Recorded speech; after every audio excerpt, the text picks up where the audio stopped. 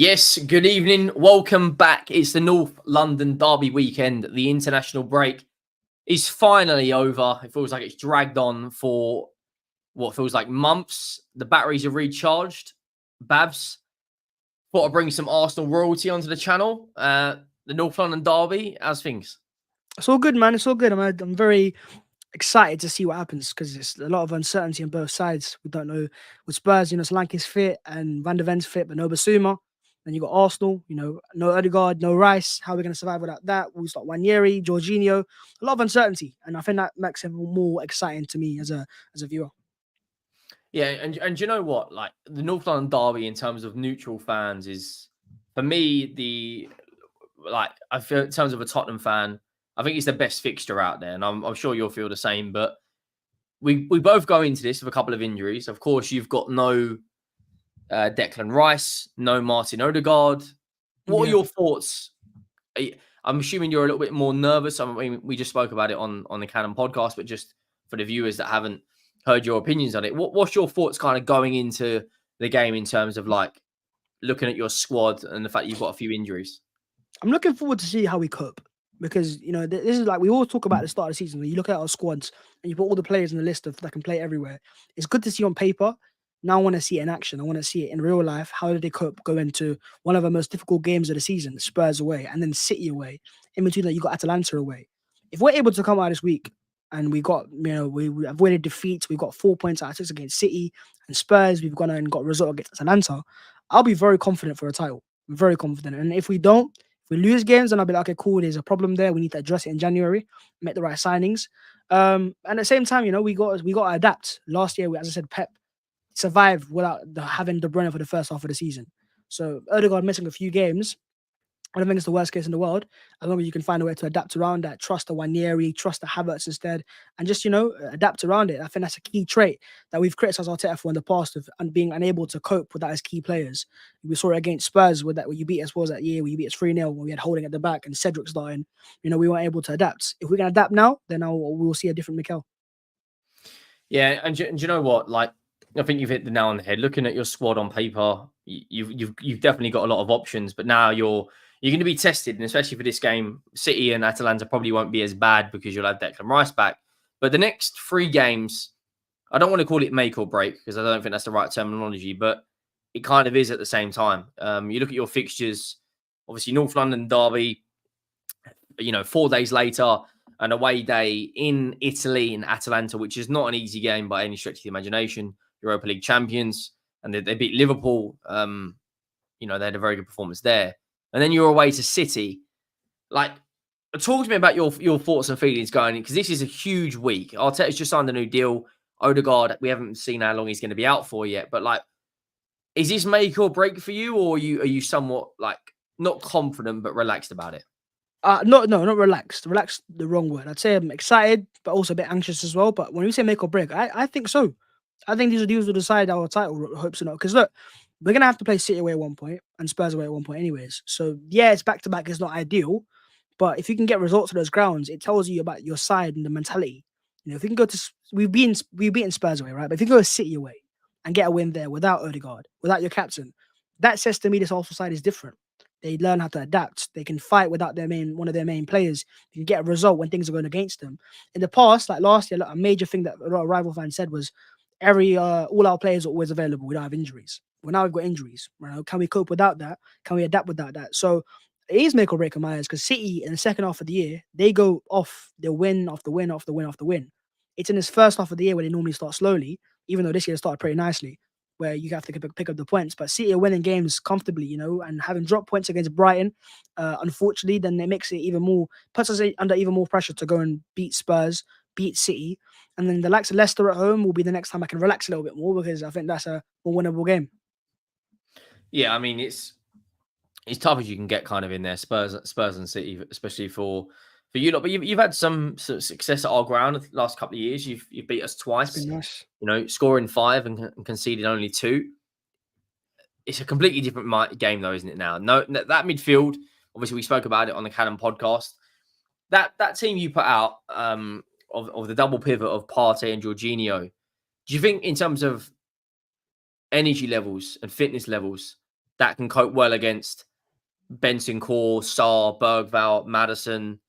We've definitely got a lot more pace and obviously No, a lot you do. more fresher and younger legs in there compared to Partey, Jorginho's what 32, 33. Yeah, I think no, he is. Partey's the other side of 30 as well. Like, Mhm. does that not concern you a little bit? It concerns me if our goal was to go like toe to toe with you guys. So we're going front foot and we're seeing let's press you and let's get in your faces. Then it concerns me. I don't think Mikel will do that. We did do it last year with Rice and Partey in midfield. So I don't think he'll do it with Jorginho next to him instead. I think we're going to be a lot more pragmatic. We'll be trying to get a result and trying to catch on the counter attack. And know that Spurs at times, your manager can be naive. You know, you want to be a bit stubborn. You got your style of play. And of course, you're the home side. So there's extra incentive on you guys to play your style of play, to come onto us. When you see no Erdegaard midfield and no Rice, you go, okay, we can go at these guys. I think Mikel will try to be clever at this point. I don't think we're going to Spurs away and City away to play our style of football. We're not going to go there to have high possession, to have high fuel till and just play an attractive brand of football. We're just going to get results. That's all we need at this stage of the season, especially when you've got some injuries. So I think that's why I'm more confident that Jorginho Partey can play in a deeper block at times. It can play in compact areas. If the game opens up, it becomes end to end, then we're in trouble. How do you Tottenham make the game become end to end? Because your approach is probably going to be very pragmatic. Yeah. Counter, use your pace, Martinelli, Saka, Sterling, Jesus off the bench, whatever the options may be. How do you Tottenham make it into an open game? Because your game plan is going to be like you kind of use the blueprint on how to play against Spurs, which is sit back and counter. From a Yeah. Spurs perspective, Yeah. how do we get you to come out and play? I don't know. You have to almost excite us coming forwards, give us space. But then that's an issue as well. This is the problem with Spurs there, that you don't know what to do at this point. And playing against Arsenal, because we can do both sides. We can defend deep and counter attack. But if it comes to doing the opposite side, you give us space. You give Saka, Havertz, Jesus, Sterling, whoever space, they're going to hurt you as well. So that's where I think it's a lot more for Spurs to decide how are you going to approach this game. Because I don't expect you to play in a deep block. Because that's the only way that can happen is if you play deep and go, look, you can have the ball. We're the home side, but you can have the ball. And then Arsenal they'll be forced to come out of the block. But because you're the home side and because of the style of play that Ange plays, I just don't see that happening. I think it'll be a lot more of you guys having the ball, having possession. I think you mentioned that you've got the highest amount so far this season. And that's where I think Arsenal look to capitalize. Yeah, I think we averaged, I think it's 68% possession, which is incredibly high. But we're not taking our chances. You know, we're the better team against Newcastle, better team against Leicester, absolutely battered Everton. But let's be honest, at the moment they're in the pits. Sean Dyche's job's on the line. He's been told he's only got another, 3 or 4 games to sort it out. Who in the Tottenham line? Obviously, I'm assuming you're going to say Son. But who in the Tottenham line in terms of the wide areas do you think can threaten that Arsenal defence? Because you've got a very settled team in terms of your defensive options. You're not conceding goals. You've only conceded 1 in 3 games. Last year, the best defence in the league. Wide areas, who do you think can hurt that defence? Or are you going to come out of chest and say they can't hurt that defence? Listen, I'm more confident against your wide forwards than ever before because I've got fullbacks that I trust on both sides. So I'm not going to lie. Though. If we had Zinchenko started against someone else, I'd be scared. But because we have Timber available, Calafiori might play as well if he's fit, and you've got Ben White, I'm more confident against your wide forwards than ever before. That being said, Son's the only player that I get feared of the most because if he gets opportunities, if he gets space, he can be clinical, unless, of course, it's against Man City and Arsenal win a title, then he decides to miss his chances. But apart from that, I think he's normally very clinical. So it's a player that we've seen hurt us in the past at the Emirates as well. You can't give opportunities. And Spurs will make chances. Like, we're not going to come out of this game with like 0 XG against, stuff like that. You will make chances. We will need luck as well, like we had last year. And then obviously be clinical on the other side. But yeah, I think the only player that stands out to me is Son. Odegaard is another one I've seen, glimpses of how pacey he can be. And Brennan Johnson, I've never been like that. He's a good player, but I haven't seen him do anything special. And Kulusevski is another one that I don't think he's done well against Arsenal. I've seen him do well against other sides, and he's very technical in tight spaces. But against Arsenal, I've really seen him turn up. So Kulusevski can, if he plays centrally, hurt teams as well. But Son's the one. Son is always the one because he's the most clinical. And if you give him a chance, he normally does score. And that's the title's on the line. Still haven't let that go, I can see. But I don't think Kudu will play out wide much for Tottenham now. Yeah, we've kind of seen Ange's. It's weird because most midfielders have a 6, 8, and a 10, and he's kind of gone with a 6 and 2 8s. But there's serious question marks about Madison now. Like I said on the Cannon podcast. No, I'm not necessarily saying I want him out, but he has got to grab this game by the scruff of the neck. Like I said on the podcast, when you see Odegaard and you see those runs, you know where Saka's going to go. You know Havertz may drop deep. You know Martinelli's going to make that run in behind. He almost kind of knows the move before it's going to play out. Whereas Maddison, it's kind of like, because of like our system is so congested because we've got so many attacking players. Like Anne said the other day on Sky Sports, if he could play with 10 strikers, he would. So that's the kind of like the system and setup that we're trying to do. In terms of Kulu, though, I do think he'll play in the 8, or if Solanke's not available, maybe in the 9. Now, it's a completely different outlet because he's got hold up play. Can he hold up against Gabriel and Saliba? Probably not on the balance.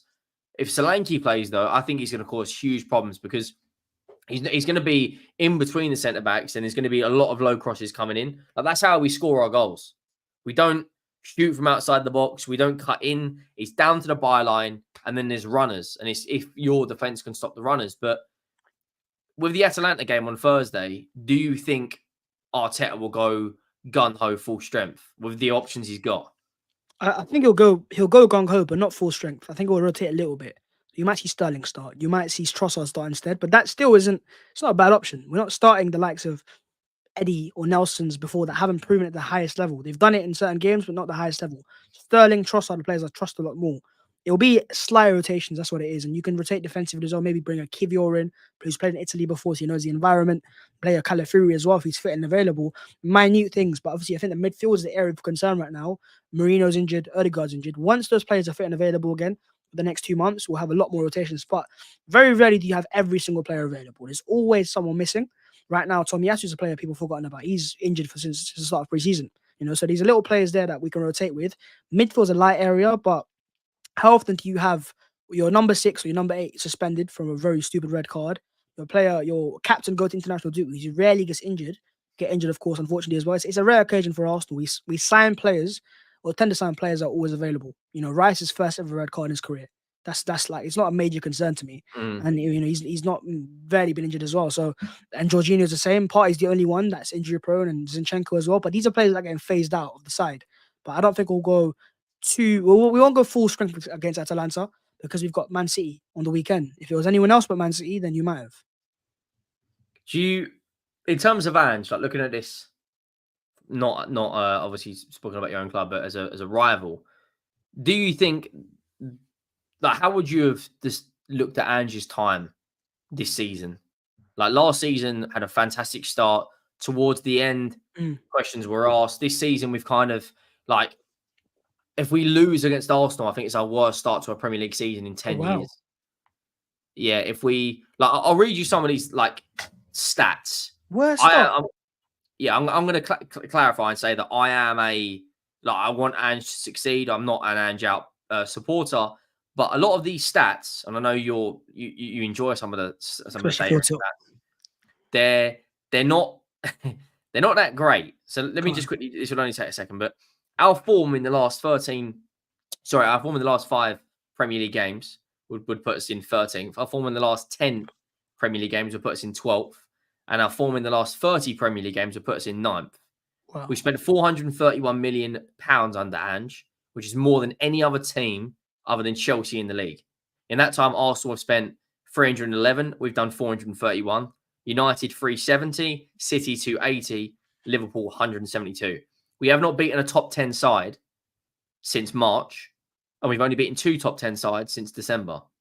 And we've only got a 38% win rate in our last 34 games.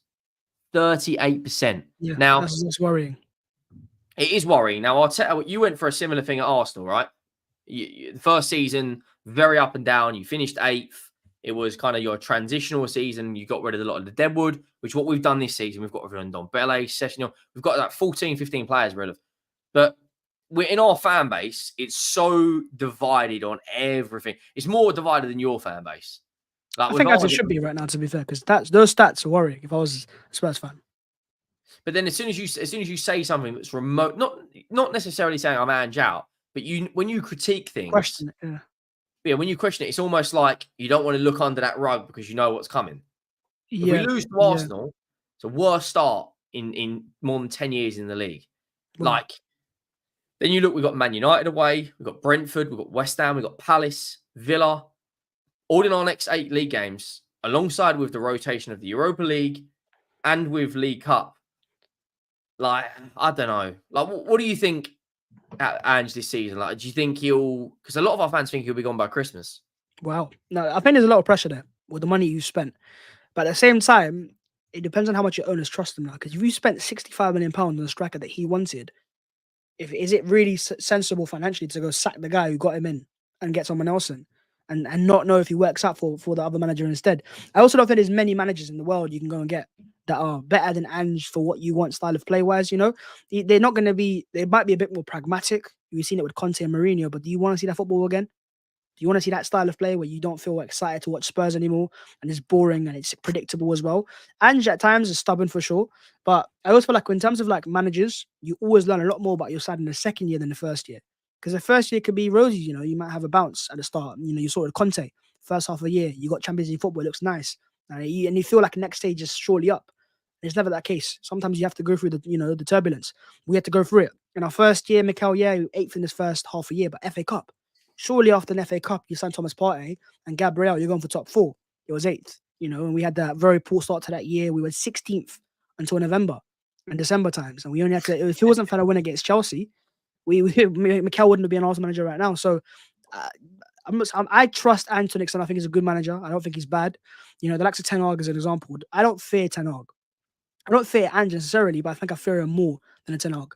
Because I think like he's got a style of play. I respect he's got his principles as well, and that's something Mikel had as well. And the more players he gets, and the more time the players spend with him as well. You can sign Solanke, but Solanke under Ange will not happen until a year's time, where he spent time under him to know exactly what he wants.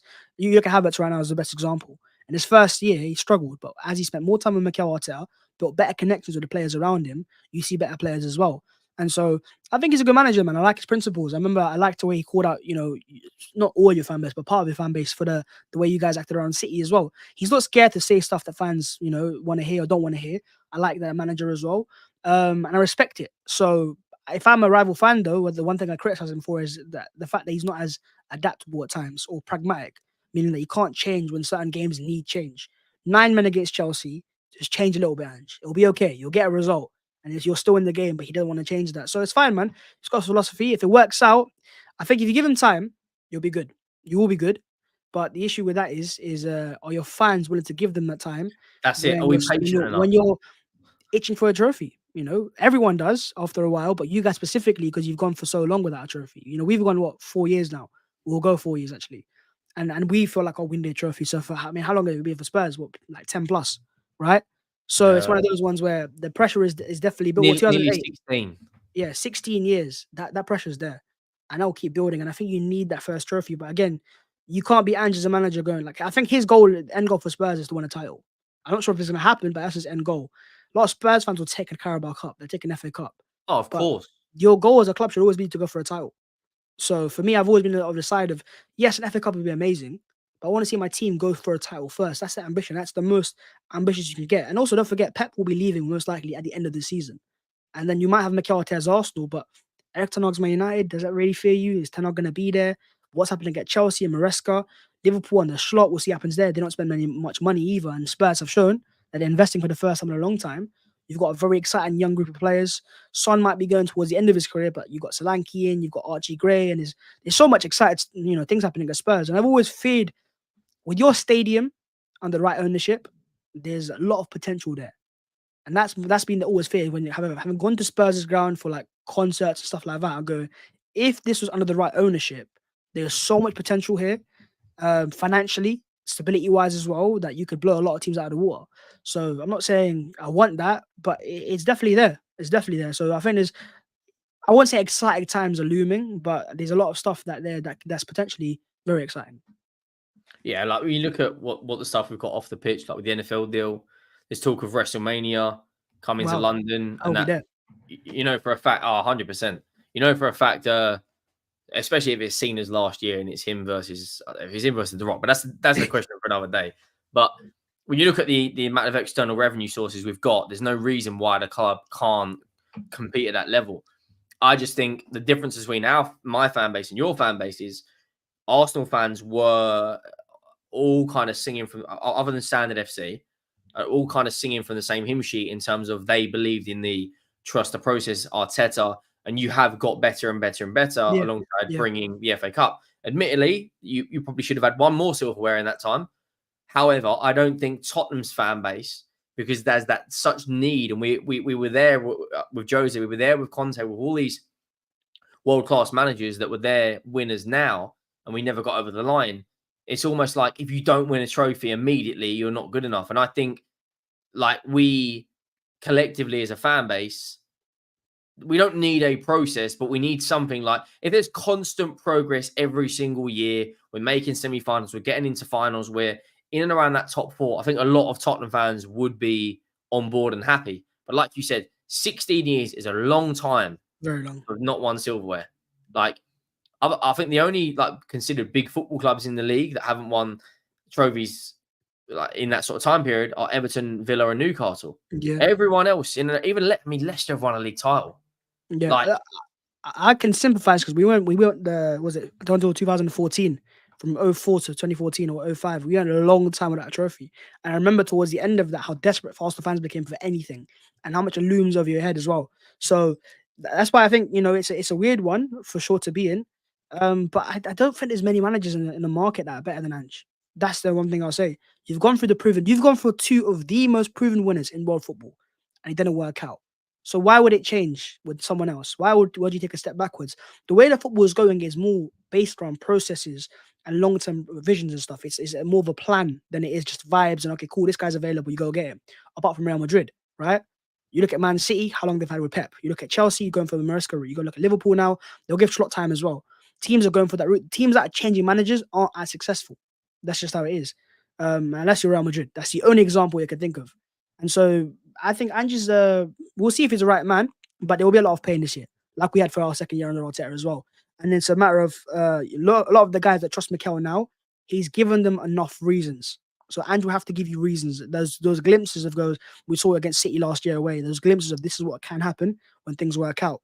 But it's weird because last year, obviously, as you said, you faded away towards the end of the year. And Mikel's second year was the opposite. We were very poor at the start, but then picked up after Smith Rowe came into the side. You got a number 10, and we started to get better form. We went from 16th to 8th, so you jumped, half of positions.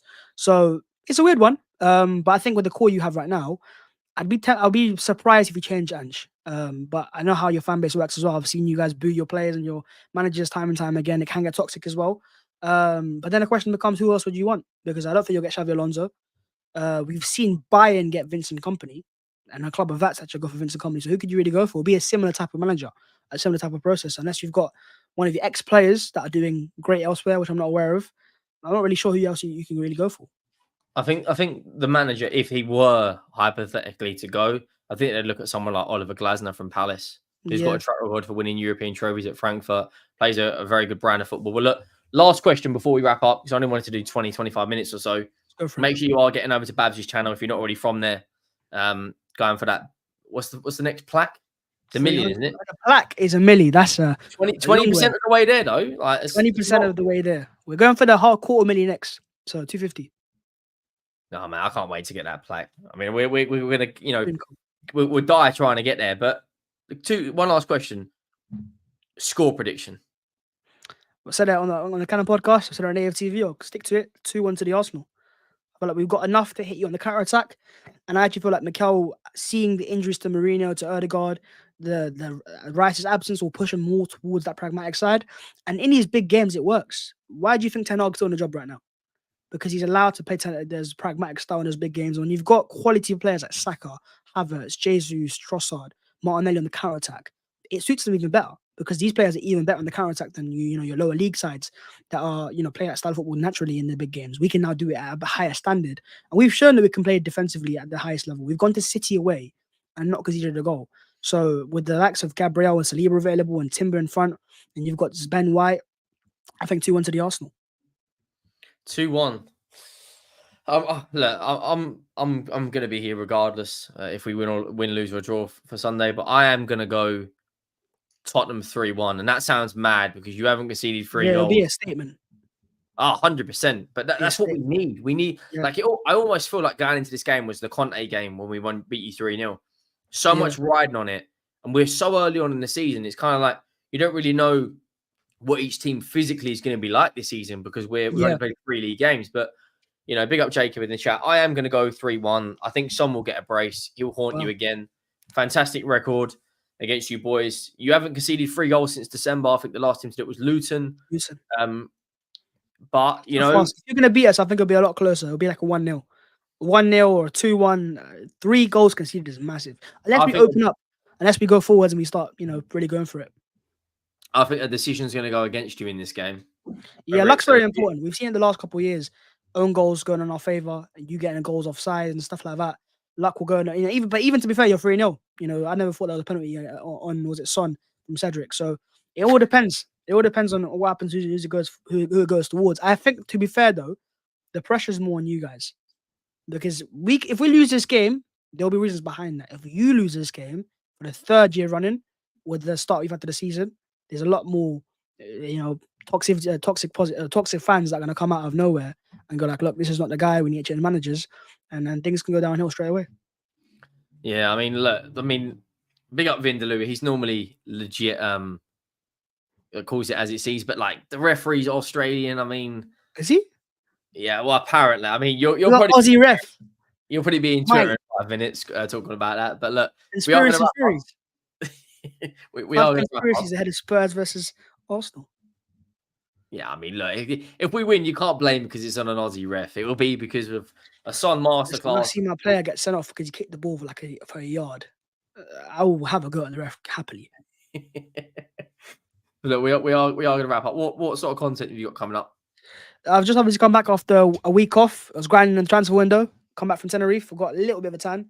Now it's back to the Arsenal content. So massive games coming up. You got Spurs away, Atalanta away, City away. You got the 5 things, of course, and any Arsenal news in between that. We will talk on the channel. And also stay away from my Twitter. This is not for any Spurs fans at all. Yeah, it's just a toxic place over there. But look, we are going to wrap up. Make sure you drop a like. Make sure you have subscribed, and we will see you all soon. Thank you for watching. We are out.